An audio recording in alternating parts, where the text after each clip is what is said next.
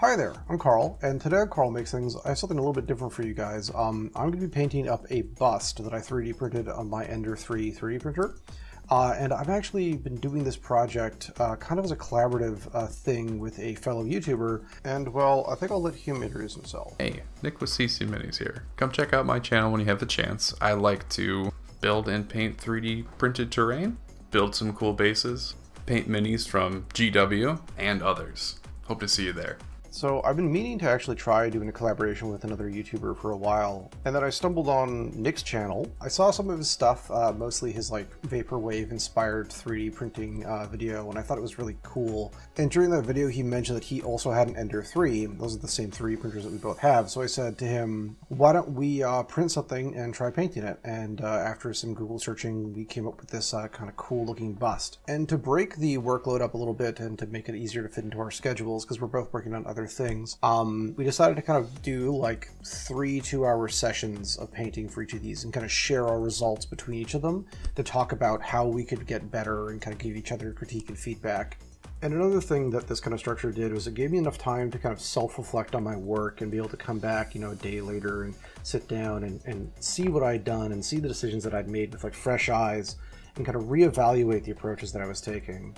And if there's one thing that you take away from this video, is that mistakes are really quite a positive occurrence whenever you're painting. I'm going to be painting this guy's face like 5 different times because all the approaches that I use just don't work, and that eventually, kind of like magic, everything just kind of comes together and it works. You know, I make a bunch of decisions that actually mesh together well, and the application techniques work, and I've got a skin tone that I'm happy with. But in truth, it's not really magic. What it is just experimentation and trial and error and making mistakes and kind of asking yourself why things don't work the way they do and trying it a different way. In this way, we can take our mistakes and use them as kind of launching off points for new decisions that we can make, and those new decisions are going to lead us towards our final goal, which is to make a miniature that we're happy with, that we're satisfied with. That's the process I've got to show you guys today. So let's get started. So this particular 3D print file came in 2 components, the torso and the head. To join them together after they were primed, because the primer kind of made the joint a little bit tricky, I decided to pin them together, which created a much more stable bond. So the first attempt at skin started with some heavy skin tone from Vallejo. This is extra opaque stuff, so it has more pigment load than your average skin tone and requires less layers to go down, but still, it was kind of struggling against that black paint. So while that was drying, I grabbed some basalt gray and did a quick sponge highlight onto the torso to kind of define some of the shadows and give you a starting off point to paint it. And then I went back and added another coat of heavy skin tone to both the face and to the collar, which I'm going to be painting orange. Warm colors like yellows, oranges, and reds tend to want to have a warm undercoat kind of put onto them. And in this case, I'm kind of going around the miniature, and any place where I think that I might want to put a more warm color, I've kind of put down this heavy skin tone. The nylon straps on this guy actually came out really well with this heavy skin tone used as a base, and the skin eventually got put into the right place. The one place where I did struggle a little bit was with the actual orange color. If I used a more red-brown base coat, I would have had to put less layers of the orange paint on, which is something you're going to see me doing throughout this entire process, just adding layer after layer onto it. The next color I used was flat red, and that went down with one coat. It really liked being applied on top of this heavy skin tone. So when I was putting the base coating for the skin, I really went over the boundaries and kind of put some skin tone into his actual beard. In order to clean that up, I went back over with black and more skin tone and actually painted in a more natural transition line between the beard and his skin. At this stage, I jumped back over to the torso, threw down another coat of orange fire, and I actually put a coat of basalt gray into his bodysuit, which I can then kind of define later with a little bit of wash. At this stage, I really needed to find a way to paint this skin well, so I started with the first skin experiment, which is kind of going to call the sunny skin tone experiment. I made a mix of sunny skin tone, water, and matte medium to kind of create a thinner, more glaze-like version of this skin tone, and then I went over his face with a makeup sponge and kind of stippled on the tone to all the highlighted areas. The next thing I did was grab some chrome. This paint is actually made for the airbrush, and it's really, really thin, so I just put it into one of my little silver dishes to kind of work from. And it has unbelievable brush painting coverage. Like, all of this is essentially one layer. It's fantastic. I will go back later and add more detail to these areas with a black wash and kind of make it feel a little bit more like a gunmetal. That kind of paint a brighter metallic and wash it down trick is one of my favorite ones for saving time, and it worked particularly well in this case. So after the skin tone was dried, I noticed that it was a little bit too warm and, you know, kind of orangey, so I went over it with some basic skin tone to kind of cut that back down, threw another coat of orange on there, and grabbed some mid-brown to experiment with doing a bit of a wash. This is a mix of mid-brown from Army Painter's Quick Shade line and a little bit of just matte medium to kind of matte the wash out and make it a little bit easier to work with, make it a little thinner. And I put that all over his face to kind of give him some more definition. At this stage, I've decided to start experimenting with washes to see what I could actually do. And this was just throwing stuff at the wall to see what sticks. I grabbed some model color black wash and threw that in with some matte medium to kind of do a wash for his hair to kind of bring that back down. And then I also took that same wash and applied it pretty much all over his torso to kind of take that brighter gray and knock it down just a bit to make it feel darker while also still kind of maintaining that nice soft shading and, you know, kind of rounded highlighting that we got from our sponge blending technique. I then took a little bit of pure mid-brown, this is undiluted with no kind of thinner or wash, and I applied it to the orange and the skin-toned brown areas to kind of darken them down a bit and add some definition. Then I went back over all of the buckles and added a little bit of black tone. So while the torso was drying at this stage, I decided to go back and actually remount the head into a more firm base because the blue tack wasn't holding it particularly well. And the base that I ended up using was just a kind of piece of torn cork pot holder, which I just grabbed, and then I glued him in place there temporarily. Now with a more firm grip on this head, I came back and started working on it a bit more, adding more black tone to the hair and more mid-brown tone to the skin to add more definition there and greater shadows. I also added some chrome to the sunglasses because I'm going to try tinting them. I got a bit sidetracked before I was able to actually go and do the full tint on these guys. Instead, I put a lot of wash onto this guy and tidied up his glasses a bit with some black in order to come back over with some basic skin tone and very delicately and in targeted areas do some sponge blending of that basic skin tone to add a bit more of a natural transition for his skin. Now, in retrospect, I shouldn't have put this black tone wash onto his sunglasses, but I kind of wanted to have a dark, kind of shaded sunglass effect going on. And once I put the orange tint on there, it just wasn't kind of gold enough for my liking. I decided to go and actually paint in gold for these kind of gold tinted sunglasses, and this worked much better overall, and it's going to be kind of a thing that I go back to as I touch the sunglasses up over time. So after the black wash dried on the torso, I realized that I'd kind of taken it a little bit too far, made it a little too dark, so I went back over some basalt gray, did some targeted highlights to kind of give it more definition. And while I was at it, I decided to go back and do another tone pass on the color with more mid-brown wash. The next step here was to do a quick dry brush with the same basalt gray on his hair to see if I could add some quick detail to that. I did not quite like that result though, so I switched up to some Stonewall Gray, which is a brighter gray, and I just gave this guy a good dry brushing pretty much everywhere that I could get my hands on. So at this stage, I was still not happy with how the basic skin tone had kind of covered up some of that mid-brown wash, so I came back in and started cleaning it up with many light layers of basic skin tone. What I ended up doing here is essentially kind of erasing that wash very, very gently. It's still there, but it was very subtle. At this stage, I didn't feel like his hair had enough highlight and kind of contrast in it, so I grabbed some pure white and did a dry brush on his hair. Once that was down, I went back over the torso with some strong tone and actually kind of re-washed all the areas that I'd put mid-brown on. This was to kind of push more contrast into those areas. After that, I kind of noticed that some of the areas that I wanted to have more steady and even highlights were kind of a little spotty, so I went back over with some basalt gray and just touched those up just a tiny bit. So earlier I mentioned I painted this guy's face like 5 times, and this is kind of the midpoint of before it gets to be nice. This is me applying some light tone to this guy's face in the attempts to add some more shadow definition, which I will then go back over with some sunny skin tone and see if I can't kind of clean up and tidy up those highlights. So the issue that I'm running into here is color temperature with this particular combination of skin tone. It's just really warm and it doesn't suit the character, at least not in the shadowed areas. In the areas that I'm eventually going to do some OSL lighting on, those areas are going to want to be very warm, but they're going to be very, very biased towards the color of the light that I'm going to be using. At this point, my first session was kind of winding down and I decided to just do one final quick highlight of orange on the kind of collar and call it a day. So to start off the second session, I decided to try to correct this overly warm skin tone by glazing it with some light flesh. The idea here was to essentially make a very thin mix of light flesh and put multiple glazes on top of it to just kind of tint the skin color more pale. This worked, but it ended up being really glossy, so I grabbed some matte medium and water and kind of did a quick glaze on top of that to knock down the shine. I then grabbed some light tone and did a light tone pass on his neck because his neck is going to be fairly well shrouded by that collar and it needs to be a different tone than the rest of the skin that we're kind of working on right now. Once everything had dried on his face there, I noticed that he was still incredibly glossy, so I grabbed some ultra matte medium and did a layer of that on him in order to just knock all that shine right down, and it worked a trick. At this stage, a lot of the texture and detail had been lost on his beard, and I never had actually done the goatee surrounding his mouth.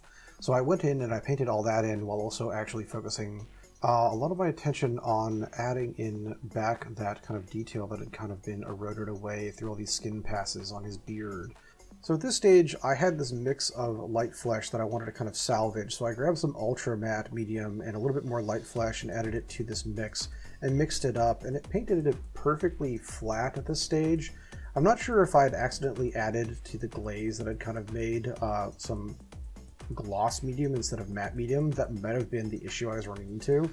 Regardless, I use this to basically kind of come in and start building up some skin tone and kind of define a lot of the raised areas. After that, I then went back in with actual light tone and started to work in very, very targeted pin wash style the shadowed areas instead of doing an overall wash.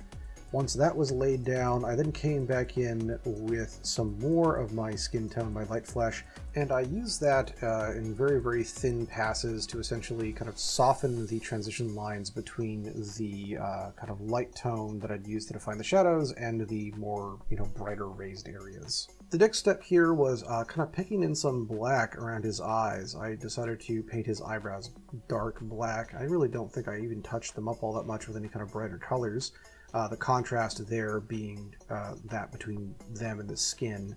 After that, while I had black on the brush, I kind of did a pass on the sunglasses and added on a new fresh coat of gold just to kind of make sure they were nice and firm. And after that, I added in some random black patches to kind of simulate reflections in the sunglasses. Once they were down, I came back in with some silver, mixed it in with my gold, and did some highlighting just to kind of push that color a little bit more. And at this stage, while I still had black on my brush, I decided to kind of come back in and just redo all of the hair work that I'd done. I had been very unsatisfied with it, so I just blew all that away. Once that was done, I came back in with a little bit more light tone and just started working that into his neck with a little bit of water to try to blend it a little bit better, emphasizing the shadows behind his ears and his jaw. Now that his hair had been darkened down, I started thinking about how I could actually go about highlighting it and making it look interesting, and I decided to try this kind of OSL style of coloring using a makeup sponge, one of my favorite techniques, and this mix of ice yellow, matte medium, and a little bit of water. I started building up kind of this directional light on both his face and his torso. So I really liked that kind of bright, warm light, but I felt like it needed a counterbalance on the right side of the miniature. So I grabbed some royal purple and started laying down some layers there. I didn't feel that it was intense enough though, so I added a little bit of magenta to it and started layering that on top of it to kind of punch that color up a bit. So I've never really done OSL lighting kind of like this before. I've done little bits of here and there for plasma guns and other things for miniatures, but never any like real defined light sources. So I decided to try adding a wash to this, and I kind of made a huge mistake by adding kind of this black wash to the brighter warm area. And I made that same mistake on the head too. I ended up trying to correct that mistake by using a dry brush of pure gold yellow to try to kind of breathe some warmth back into it, but it ended up looking green because yellow on top of neutral colors tends to look very green because of the way that the colors mix. So I added a bunch of orange to that yellow and started working up that OSL to a much more brighter color. After I had kind of put down that orange dry brush, I decided to go back over the entire thing with a kind of mix of ice yellow and that color that I'd used, and I just went all over the place here. Every place that I felt like the light would shine, I gave a good healthy dry brush of that color. I liked how this looked so much that I grabbed some blue violet and some magenta, and I mixed up a kind of purple magenta highlight tone and did the same on the reversed side for the kind of purple light. Recognizing the error that I did with the black wash earlier, I grabbed some pure light tone. This is undiluted, and I just kind of did an overall color glaze for the light area. And for the dark area, I gave it another wash with the black tone that I had kicking around. Once that was done, I went over with some pure violet, and I put that in to kind of highlight some edges there. And I liked the look of that so much that I actually went in and I started doing the same for the light side, and I believe I used pure ice yellow for this. Yes, I did. So at this point, I was feeling really comfortable with this kind of highlighting technique. It's, you know, just an extension of edge highlighting effectively. But then I realized after making a few mistakes and actually kind of adding some more ragged lines that I could add detail. I could actually go in and kind of make this feel more like cloth by using this ice yellow and highlighting in kind of little shadowed areas and recesses. However, at this point it was getting kind of late, so I put up my spurs for the night and came back the next day for the third session. In this session, I actually joined the head and the shoulders together, and I started off by mixing up a kind of ice yellow and orange mix of paints to start brushing in the kind of OSL lighting on his face. I did this so that I had more control over kind of where and how the highlights would be applied. And during this process, I just organically started adding more and more orange to kind of deepen this color on his face, and I felt like it really made it have a lot of life. Although, unfortunately, this did kill some of the shadows, so I went back over with some light tone, added those back in, and this just kind of became a hustle. After the light tone was put down, I grabbed some strong tone and threw this into his hair. His hair is darker, it's black, so obviously it would have more deep shadows. And after that was done, I kind of touched in some OSL to his neck as well. As a final touch on his OSL for his hair, I kind of came in and put in some tone and some highlights on his beard.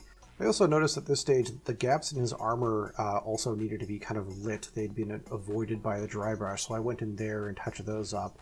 Then I grabbed some Stonewall Gray and I started to just do a really rough highlight of all of the kind of areas in his hair and armor. These were going to get washed down just like I had washed the kind of black areas beforehand, but by choosing a more intense color as the kind of foundational color, I'm able to kind of emphasize those tips a little bit easier. And at this stage, I'm going really fast and being kind of loose, feeling really comfortable with the miniature at this point. So my line work is not the best, but it's pretty good, and I can always tidy it up later.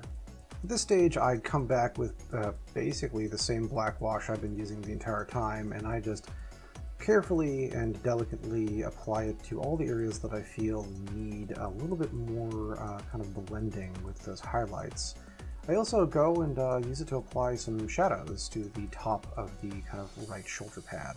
Once that was mostly dry, I came back in with some pure Mecha Color magenta, and I started to highlight all of the kind of purple light areas. I also started to kind of touch it a little bit onto his face because I felt like I could actually kind of fake a little bit of light interaction on there with just that and some purple tone. So taking the purple tone, I kind of threw it onto his neck and to all the areas that I felt would be a little bit more cool on that left side. And I then actually went back and layered it onto some of the shadows to kind of give them a purple hue, because they've been kind of a little bit biased neutral by that black wash. At this stage, I realized that the magenta was way too of an intense a color to put on his skin, but I did mix up a magenta skin, or light flesh, I guess, combo, and just kind of layer that in to some of the areas. And I realized that this was like the perfect color to use to highlight, to do like a final pin highlight on all of the kind of purple lit areas to really define them. And if they're too bright, I could always go back over and hit them with purple tone, so it's win-win. At this stage, I started working closer and closer to the original light flesh on the kind of face there, just subtly blending in that original kind of intense magenta, and then coming back in with just a little bit of purple tone and adding it to the shadows in a few areas to kind of just clean those up just a tiny bit. The next stage here was to do a little bit of kind of touch-up work on these buckles and these straps on his right side. They were darkened down considerably with all these passes of purple that I put down, so I went back in and used some heavy skin tone with a little bit of magenta in it and some pure chrome to touch those guys back up. And while I was at it, I also touched up the red on his kind of little tab there, and just took some pure chrome and tidied up the edges a little bit on the buckles. I also took some gold and started working a little bit more on the sunglasses, adding chrome to the tops, adding gold to the center to kind of overcome any of the spillage of paint that might have happened. And I also redefined the shadow shapes there. Once that was done, I then came back in and applied some purple tone to the belt buckles. The next step here was to try to get a little bit more light interaction on this guy's forehead. The challenge I ran into with this, though, was that I was kind of getting a sharp line, so what I ended up doing here was kind of coming in and just doing some horizontal kind of very, very thin strokes, using kind of alternating between both the colors that I was using, both the warm kind of skin tone highlight that I'd come with and the cool kind of base light flesh that I was using. And this eventually kind of created a really nice soft transition. Once that was down, I took some pure ice yellow and started just working on highlights. After that, I came in with a kind of mix of chrome and gold, and I touched up all the metallics on his left side. And this process actually really brought them in line with the kind of OSL orange light that I'd kind of defined there. So having transitioned back to kind of working on the torso here, I noticed that there were some areas like this kind of left pectoral upper armored region that needed to be kind of brought more in line with the rest of the kind of light source. And to hammer these guys in place, the kind of technique that I started to go with was glazing. I grabbed some orange fire, some pure orange fire, and basically just started like putting layer after layer over pretty much everything that was going to be lit or was kind of around being lit. The idea here being that I could add in shadow definition back with kind of washes after I was done. Speaking of washes, I grabbed some more strong tone and went back over his hair with it to kind of knock down those highlights of ice yellow. Then I grabbed some light tone and I started working on basically glazing up all the shadows in these OSL regions.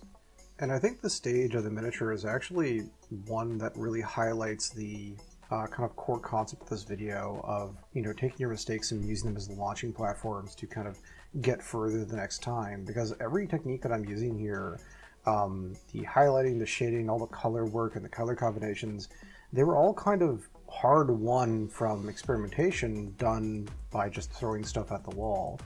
And really, like, what do you got to lose by trying something once? If you mess a miniature up, you can throw it in some paint stripper, some simple green or your stripper of choice, and take that paint right off and start all over again. Yeah, you're out some time, but you've learned an important lesson. You know what doesn't work, and now you can try something different the next time, and you'll come across something like this technique that I'm using now, where I'm going through and just highlighting everything in these kind of nice ragged style, which is adding all this lovely texture to this miniature. And an important thing to remember is, like, what's important to you, the techniques that are important to you are the ones that you have in your toolbox that you've discovered. You know, there's going to be guys out there who are using like techniques like this where, you know, you're kind of taking a thinned paint and using it to kind of feather a line like I'm doing right here. They've been doing it for years, but like, it's a new technique to me, one that I haven't really incorporated into my skill set yet, my toolbox yet, and it's really cool, and I'm super happy I was able to stumble across it. And I'm also super happy that you've joined me for this video so far. Pretty much all I have to do to finish this guy up is tidy up kind of these areas on his arms and do just a final gray highlight. I believe I'm using a little bit of Stonewall gray to finish up these highlights on this guy. And the very last step here is going to be to pin this guy's torso to the plinth that I've 3D printed for him. And a little bit of glue to final up this bond, and he's basically finished. And I'm afraid that's all I have for you for today. I'd really like you to go check out CC Minis, that's Nick's channel, my partner in this kind of joint project that we worked on. He does some really great work, and I'd really like to see his channel grow. And if you're looking to support KMT, you can do that in a bunch of different ways. The free ways are to like, comment, subscribe, the classic YouTube thing. But one thing I'd probably prefer you do is actually come join the KMT Discord and kind of join our community there.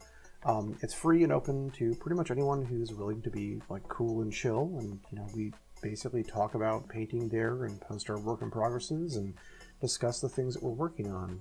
If you are looking to support KMT a little bit more directly, I do have a Patreon. You can go check my Patreon out to see what you guys are going to get, but one of the things that everyone does get that supports the Patreon is their name in the credits to my videos.